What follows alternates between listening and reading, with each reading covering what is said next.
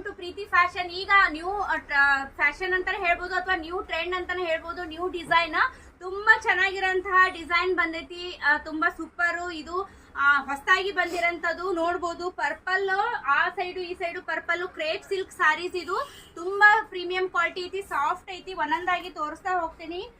ತುಂಬಾ ನೋಡ್ಬೋದು ಇಲ್ಲಿ ನಿಮ್ಗೆ ಎಲ್ಲಾನು ಸಾರಿನ ನಾನು ಇಲ್ಲಿ ಹಾಕೇನಿ, ಯಾಕಂದ್ರೆ ಪೂರ್ತಿಯಾಗಿ ವಿಡಿಯೋ ನೋಡ್ರಿದ್ರೆ ಗೊತ್ತಾಗ್ತೈತಿ ನಿಮ್ಗ.